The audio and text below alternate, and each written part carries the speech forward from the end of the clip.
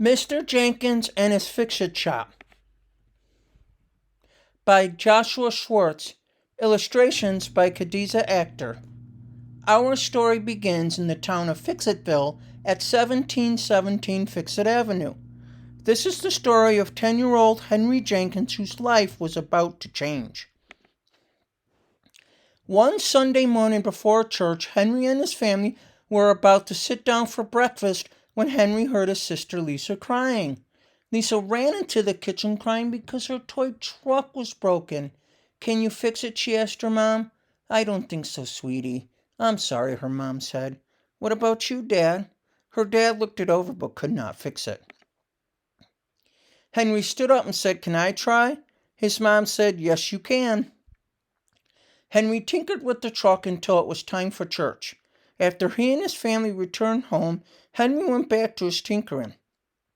He took the truck apart and oiled its insides. Then he put it back together again. Henry carefully placed the truck on the floor and gently pushed it. The truck rolled and rolled and rolled. "It's all fixed," Henry shouted. His parents and sister could not believe their eyes. The truck was better than fixed. It was like brand new. "Thank you," Lisa said. She gave her brother a big hug and then took her truck up to her room. From that day on, Henry went around the neighborhood fixing other kids' toys. He fixed dolls and doll houses, toy cars and toy planes, torn costumes and torn kites. He became known as the Fix-It Boy. Many years later, Henry became known as the Fix-It Man. By this time, he was grown up with two kids of his own, Jessica and Miles. Henry and his wife ran a Fix-It shop which he built from scratch and named Henry's Fix-It Shop. There were lots of people who needed things fixed. Henry still fixed toys, but he could also fix TVs and radios and computers and microwaves and blenders, and well, there wasn't anything he couldn't fix.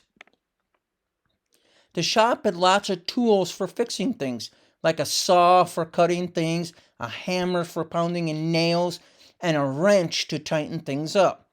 Henry's parents were so proud of their son and their daughter, who also worked at the shop. The first thing Henry ever fixed was her old toy truck, which sat in a glass display in the shop. Next to it was an award for being the best fix-it man in the world. He always made sure his work was done right, or he wasn't happy with his work. One day, Henry's daughter Jessica came into the shop with her bike. There was something wrong with the chain. Henry said he would look, and Jessica asked if she could watch. He said, "Of course you can watch. That's how we learn." Henry inspected the bike like a doctor examines a patient.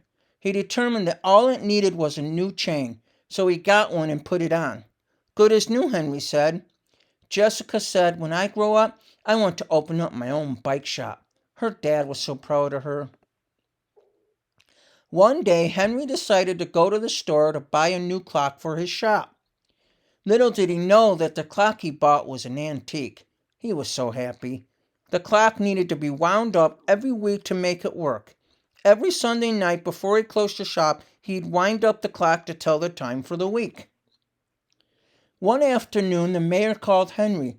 "Henry," he said, "we got a problem with the copy machine. It's shooting paper all over the office." Henry agreed to look at it and went to the mayor's office. This would be the biggest challenge of Henry's career. Henry had trouble concentrating because the mayor kept asking everyone if they had seen his lucky pencil. "It's my good luck charm," the mayor said.